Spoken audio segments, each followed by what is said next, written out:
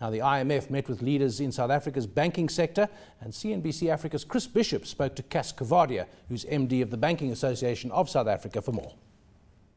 IMF asked to meet us, and we just discussed, they want broadly discussions on the industry and so on, and we also discussed broader policy issues, and one of the issues was that we need to be careful and we need to work together as a country. We need to be careful that we're not downgraded any further. The sovereign is not downgraded any further because we're a couple of notches away from a junk bond sort of status. And I think that it's imperative that we see the banking sector, I think, as an asset to the country, because we are highly rated.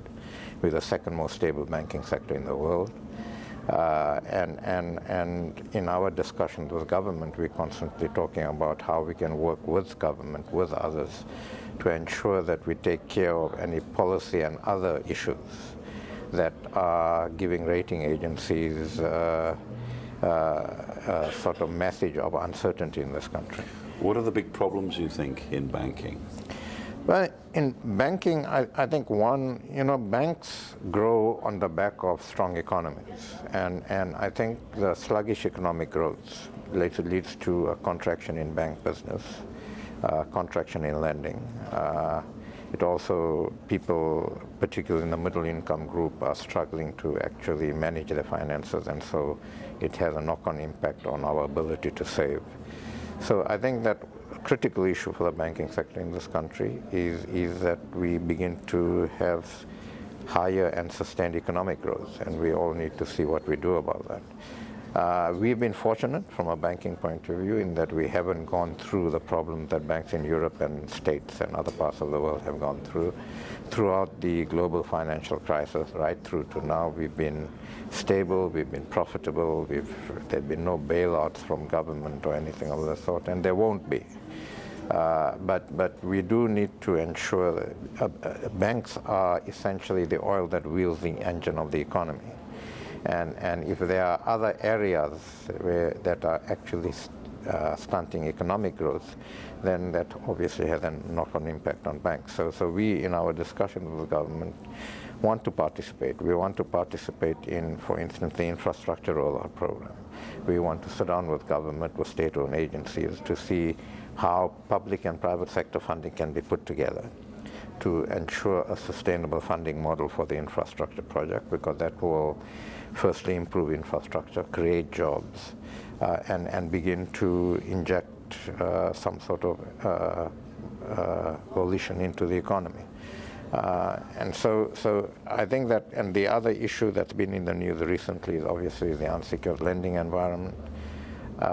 It's not a systemic issue, it's still about 11% of total bank lending. But it's an issue that we've been talking to Treasury about, and we're working with Treasury to hopefully by June or to put on the table proposals that will make that part of the industry more efficient, in the sense that we take care of any bad practices there might be.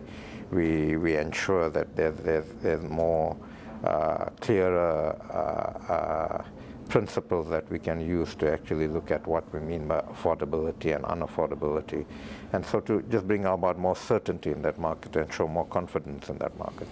The other area is Basel III, but that's to a certain extent done and dusted. We implemented on the 1st of January 2013. There's a long phase-in period, and we're in constant contact with the Reserve Bank on ensuring that we implement that in a sustainable way. And a lot of talk here at the World Economic Forum is going to be about banks funding this massive infrastructure gap in the continent. How practical do you think that is in the current shape the banks, and particularly in this country, are in? Well, I think there's a bit of a difference between South Africa and other parts of the continent, simply because the South African banking sector, as I said, is pretty well regulated. It's essentially a sophisticated first world banking infrastructure.